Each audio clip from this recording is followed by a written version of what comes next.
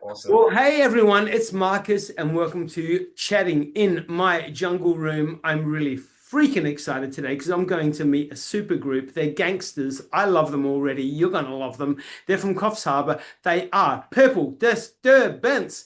Boys, girls, hey, how are you all? Yeah, good. Great. Yeah, Good, awesome. good. Lovely to meet you. Oh, so nice to meet you. We've got Jeff. We've got the three J's. We've got Jeff, Josh, Jess, and then we've got a T. We've got Thomas. Hey, Yes. doing it for Yeah. the T's. Yeah, amen. Yeah. So there's a new single that's just come out. It's a long title, which I love because I'm all about the long titles. It's like Yeah. word, but you know what? Give me a sentence for a song and I'm there. It's called Criticize, Penalize, Attack, and Slam, and it's a killer. The video clip is incredible as well. First of all, before we start talking about that song, let's go back to the beginning when you first started creating music together. How did it all come about? Well, mostly me and Jed, we met in year 9 at a Catholic school. Josh was in the year above. Yeah. And we kind of bonded over vinyls and like Talking Heads and the Ramones and the Stooges and shit. And we just listened together and his dad kind of just like forced us into picking up instruments. He could play guitar, I couldn't sing. Badly. And I was like, guitar can your brother play badly. bass? Like, I think he can play Seven Nation Army. I didn't even, I didn't know how to play. So. The first day I met Tom, I went home and I was like, Dad, I met someone who would be a great frontman for a band. Yeah, it's been true love ever since. Yes. And then so we slowly learnt our instruments and slowly did gigs and got there. And then the start of this year, Jess joined the band as our new drummer. And it's just been just a bit of fun. Just the dream. Yeah. The dream. Dream. So what inspires you? Why was it music for you guys? Because there's nothing else to do in Coffs Harbour. Well, it's good because there's like a lot more artists and like painters and like bands coming out of the Coffs, but there's not much to do because there's like 4 venues that you can really play at constantly. Definitely has to do with the location. But music's, I don't know, it's all awesome. about calling. Yeah, It's awesome. the best thing ever. I don't know. And it's just got a really good sense of community in it. Just the people that that you meet at gigs or that you play with. It is a whole community, and it's just really beautiful to be a part of. Yeah. So the band has existed. Purple Disturbance has existed for what, 3-4 years now? 4 years, Yeah. 4 years. Yeah. Coming up 5, I guess. Yeah, shoot. Yeah. All right. Look at me doing the research. I've done my study. Don't you worry. Awesome. Yeah. Good. So obviously during that time, how many gigs have you done, and where have you mostly been doing in New South Wales? I think we've got 100. Yeah. About 100. We've done like, this is going to be our like third tour coming up on Thursday. Yeah. We only really broke out of New South Wales in like 2023. So like the first 2 years was kind of just rural shows, just getting somewhat of a little following here. We've only really now been starting to, go up the coast and go to Queensland. But yeah, Melbourne, we've gone to Melbourne. Yeah, Thank you to Julie Davis and all those guys. New World Artists, yeah. Helping us. But not Adelaide yet. It'll happen though. It'll happen. Adelaide needs to be on the agenda, all right? Otherwise, I'm going to get really cranky and I'm going to come over there, get you into my car and drive you over here myself because it's a Purple Disturbance. I would love that. I would love that. It would be awesome. It's going to happen. It's going to happen. So you guys, like, seriously, your sound is amazing. Like, do you probably all know the artist Youngblood, yeah? Yeah. Killer. Like, so the moment I first heard your music, it brought me back to the early Youngblood kind of period.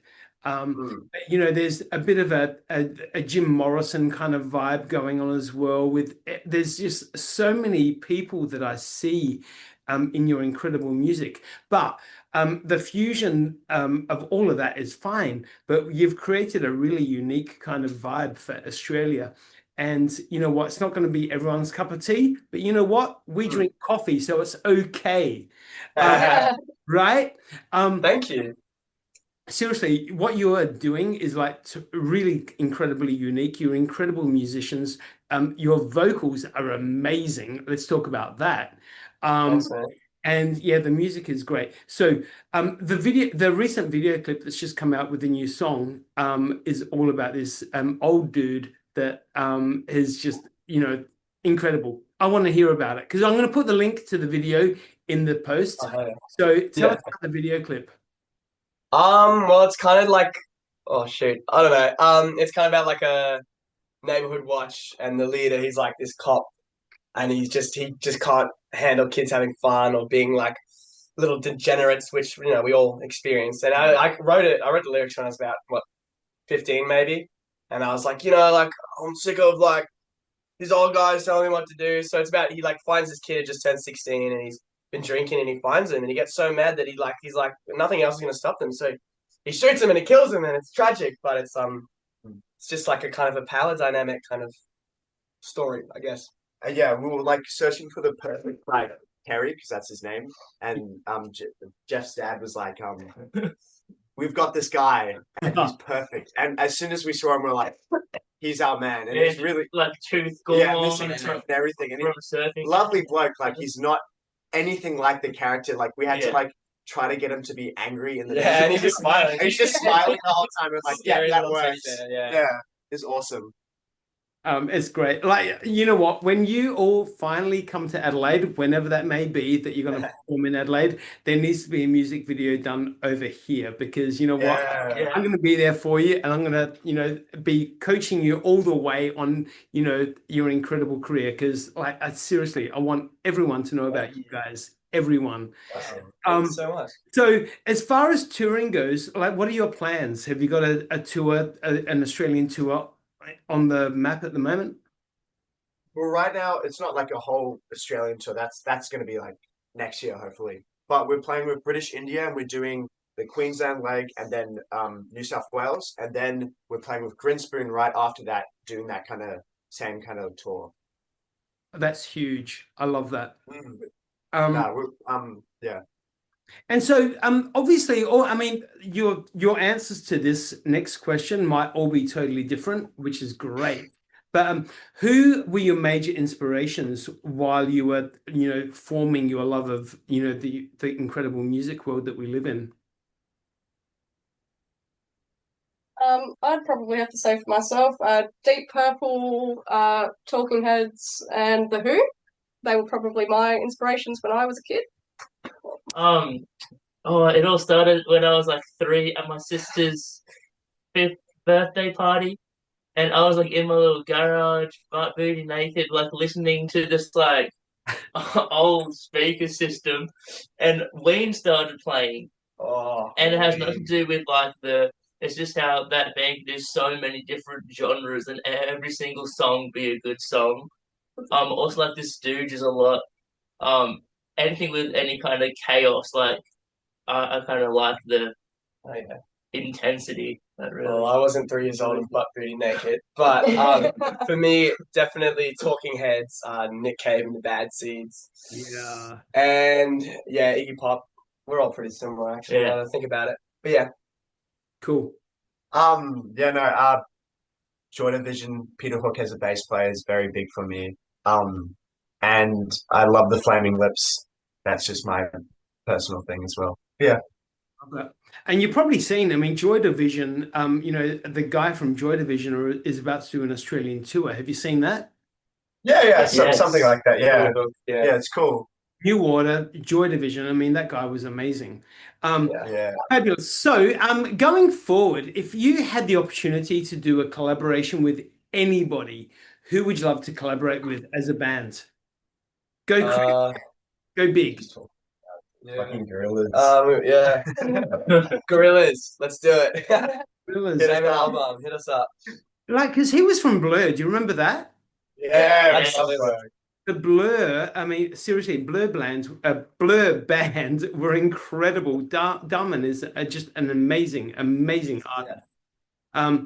Awesome. So now, obviously, with the new single that's just come out, when are we expecting another single? Is there talks of an album coming out? What's happening? think we're recording a single first before we do an album, so I think that'll be done by the end of the year. So Probably before like mid Yeah. soon, yeah. yeah, so in a couple months, and Hopefully another song by the end of the year. yeah, Yeah. We just need to sell heaps of t-shirts Yeah. T-shirts. to afford an Yes. album. Selling Okay. that. So I get yes. that. I totally understand. We got to make the cash first, right? Yes. Hey, so what comes first for you normally? Like as when you're sitting down doing your collaboration on, you know, making the new album, making new music, all of that. What comes first for you naturally? Is it the music or is it the lyrics, the harmony? What? It kind of changes, like depending on who's kind of coming up with the writing idea song. as well. So it can start off as a bit of a jam, or Tom might come up with an idea, or Jed, or just we might be joking about something. Oh yeah, let's do a song about that. That sounds good. So usually a riff between Josh and Jed. Yeah, and it's a very collaborative process. Like we don't everyone has their everyone has their like part of that. We're not really like Lennon and McCartney where we each have a song that we bring to the table. It's all it's like the song is all of us It's very combined. organic in that way. We're trying to do our own thing. Orgasmic, yeah. Sarah Lee, that was yeah. We wrote a new song about Sarah Lee cake, and it was because Jed ate some of Jess's cake. Yeah, to be fair, Jess's mum said it was okay, and then I decided to be a smartass and walk up to her door, cake in hand, just eating it in front of her. And for quite a small human, Jess hits really hard. And I've never messed with her since. She's actually very scary, like the most lovely person you'll meet, but don't piss her off. So now it's, I don't know, maybe we have a new direction of hate songs for each other. Right? Yeah. You guys are bonkers and don't change a thing ever. Like, give me bonkers or go home, right? So going forward, like what would you like to achieve like in the next 12 months? What would you like to achieve by the end of 2026? World domination, really. It's pretty. I like the idea of that. I want to be a cult leader and have like 7 kids at least by the end of it. Yeah. Jared Leto. Yeah. I want me and Tom to start an OnlyFans. Okay. That could fund the next album. Yeah, fund the next album. Okay. Yes. At least have a record out and to be able to like comfortably tour with a fan base would be the humble. Yes, the humble answer. Yeah. It's gonna happen. It's gonna happen. Hey, so like in the industry at the moment, who is someone that you're really respecting? Who's doing some music at the moment that you're really listening to? Kneecap, definitely. Those Irish guys, definitely. For me, personally, Flesh by Julianne, my neighbor, who is the wife of the guy that played Terry. But we can't get enough of Youngblood. Definitely, yes, Youngblood. He's my favorite. Like I live for his music. Charlie XCX. Charlie XCX. How amazing was Youngblood at the VMAs? Oh my god! Yeah, so amazing. What Aerosmith was there? I think. Aerosmith. Two guys with really big mouths. Yeah. Crazy. Hey, so far with your career of almost 5 years now, and you know what? I mean, let's make no mistake about it. 5 years is a pretty good long time where you can actually do some incredible work. What would be one of your proudest moments over the course of this time so far? Doing fireball shots with Joe. Oh yeah. Grinspoon. Fireball shots with Joe from Grinspoon. That was pretty cool. I'm yet to do that. So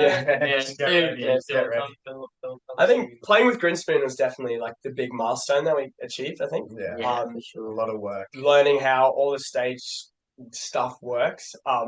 So yeah, that felt like an achievement. Like, okay, we're respected enough to play with these guys. So I'd say that was definitely for me. And shout out to Metal. Metal was amazing. He helped us through that kind of realizing that we can actually Yeah. go onto this big stage and And- achieve this milestone. Yeah. And every second is planned. Like there's everything It's has a just a way work- that it yeah. has to be done. Stage hands are really Yeah. best. And security Shout out all guards. stage hands. Yeah, security guards. Security guards are the best people They are. until they're not. But yeah. Oh my God, like seriously, you all, I could ask you a million questions. I've got two more questions for you because like this is a conversation, all right? The way I like to do my interviews is more of a conversation. I need to know like what's the biggest argument you've all had where you thought that was it. We're walking away from this shit.